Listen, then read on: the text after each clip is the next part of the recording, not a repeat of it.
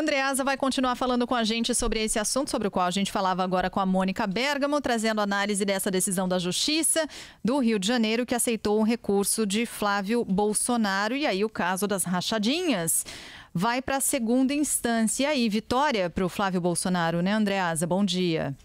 Bom dia, Sheila, Carla, bom dia, pessoal. Vitória. Vitória porque tem um efeito protelatório, né, no andamento do processo. Agora, a gente precisa dizer com todas as letras que a decisão do Tribunal de Justiça do Rio de Janeiro é uma decisão bizarra. Não tem outra palavra para definir. Onde está a jurisprudência do Supremo Tribunal Federal firmada em 2018? Em resumo, o que determinou o Supremo Tribunal Federal em 2018, amplamente coberto pela imprensa e, obviamente, conhecido pelos desembargadores desse tribunal, que, uma vez findo o mandato, com ele finda a prerrogativa de foro. Flávio Bolsonaro era deputado estadual, portanto, naquela condição, à luz da jurisprudência do Supremo Tribunal Federal, teria o órgão especial do Tribunal de Justiça como lugar de processos contra si. Mas, terminado o mandato, acabou. Vai para a primeira instância. Assim como aconteceu, por exemplo, com o ex-presidente Temer. Ao fim da sua gestão na presidência da República, os processos contra si foram remetidos à primeira instância. Então tem uma anomalia fundamental aí de origem no estabelecimento desse lugar para Flávio Bolsonaro ser julgado. Por que Flávio Bolsonaro quer ser julgado pelo órgão? Por que isso?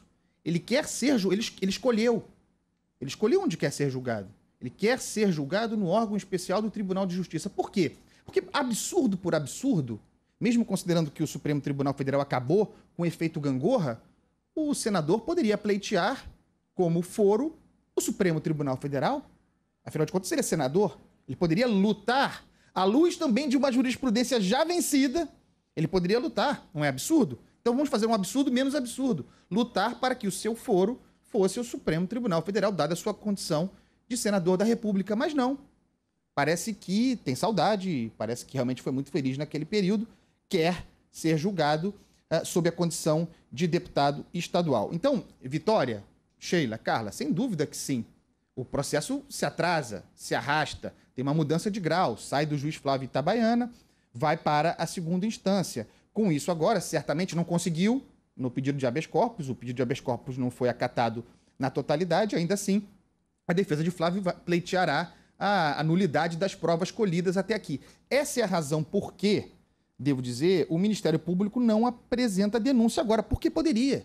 Mesmo com essa mudança de grau, o Ministério Público poderia apresentar a denúncia, mas me parece estrategicamente não apresentar, porque tem medo de fazê-lo e, em seguida, a defesa do Flávio conseguir a nulidade do conjunto probatório. Isso faria com que o conjunto da denúncia, que o Ministério Público certamente considera robusto, fosse para a lata de lixo. Eu ouvi vocês perguntando agora para a Mônica sobre reação de tribunais superiores, sobretudo do Supremo Tribunal Federal e do STJ, que seria o próximo passo. Tudo indica, e assim se espera, que os promotores responsáveis pelo caso até então, porque vai haver uma migração também dentro do Ministério Público, vai sair do grupo de combate à corrupção, composto por promotores, e vai para a Procuradoria-Geral de Justiça. Mas tudo indica que esses promotores entrarão com um recurso, provavelmente, no Superior Tribunal de Justiça, demandando que prevaleça, nesse caso, a jurisprudência do Supremo Tribunal Federal. E, em última instância, mesmo caso a coisa não caminhe como deveria no STJ, mesmo o Supremo Tribunal Federal se poderá manifestar através de um recurso, em função de um recurso, para lembrar o Tribunal de Justiça do Rio de Janeiro que há uma jurisprudência e que, à luz dessa jurisprudência, Flávio Bolsonaro jamais poderia estar em relação a esse episódio, caso Rachadinha, uma vez que seu mandato, repito, de deputado estadual não existe mais, jamais poderia estar sendo julgado pelo órgão especial. O lugar certo era a primeira instância. Então, não é previsão, mas tudo indica que cedo ou tarde, talvez tarde, esse processo voltará para a primeira instância, mas com isso Flávio Bolsonaro ganha tempo. Andreasa, um outro tema muito importante, né, dessa sexta-feira, que na verdade começou na quinta, foi o anúncio do novo ministro da Educação. Eu estou tentando localizar a mensagem de um ouvinte que escreveu mais ou menos o seguinte: não ouvi críticas ainda por parte da oposição da nova indicação do ministro da Educação. Será que a gente vai ter um novo rumo? Será que essa é uma notícia boa? A gente está na expectativa por aqui, viu, Andreasa? E você? Carla, de partida, considerando toda a expectativa que havia negativa, a expectativa de que no lugar de Weintraub viesse outro Weintraub, e talvez um Weintraub ainda pior, com base no currículo do novo ministro, das suas realizações, da sua formação, do seu comportamento, me parece ser, com todas as desconfianças, com toda a prudência que cabe num momento como esse, parece ser sim um bom nome, alguém técnico que nas suas primeiras manifestações falou em diálogo com as comissões relativas à educação no parlamento, falou em diálogo que não havia com os governos estaduais, com as prefeituras. Então, me parece ser um bom nome.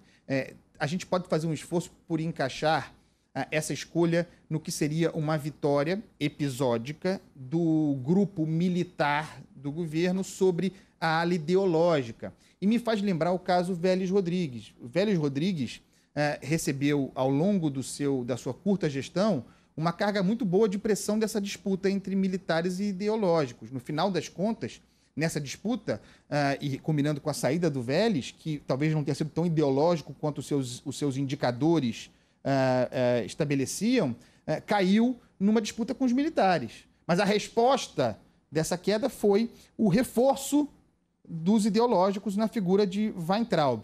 Se o novo ministro, Decotelli, for mesmo moderado, mais ligado aos militares, desapegado do movimento ideológico bolsonarista, que é muito importante porque, a rigor, é onde estão os filhos de Jair Bolsonaro. Se ele não for ligado a esse grupo mesmo, e nós logo veremos, ele começará a ser atacado, começará a ser difamado, começarão a tentar desconstruir a imagem dele e acusá-lo de tudo mais. Então vamos esperar, vamos ver o que acontece. Eu não acredito em Jairzinho paz e amor, eu não acredito em pacificação. Eu acho que há uma baixada de bola da parte do presidente que pode ser espelhada na escolha do novo ministro, em função, sobretudo, do caso Queiroz, mas eu não tenho a menor dúvida de que logo os choques e conflitos virão. E para dizer que não se faz crítica, me deem um segundo, vou lembrar 2 episódios que aconteceram, não há nenhuma condenação, são investigações, que aconteceram na gestão do senhor Decotelli à frente do FNDE, em 2019. 2 problemas. Primeiro, em fevereiro de 2019,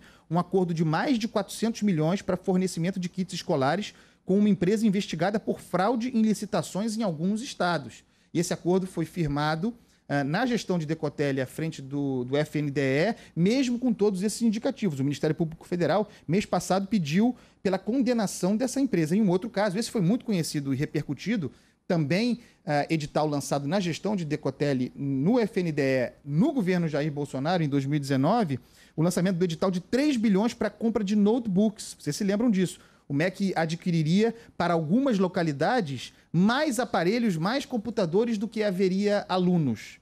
Isso foi denunciado e o edital foi suspenso. Esses 2 casos aconteceram na gestão de Decotelli no FNDE. Não há condenação, não há nada contra ele, mas aconteceu sob sua responsabilidade, então parece um bom nome, mas bons nomes são bons nomes até que não sejam mais, não é mesmo? Vamos acompanhar. Sextou, hein, Andreasa? Bom fim de semana para você. A gente volta a se falar na segunda-feira ou antes disso, porque a gente sabe como anda o noticiário, né? Um beijo. Chamou, levou. Beijo. Tchau. Tchau.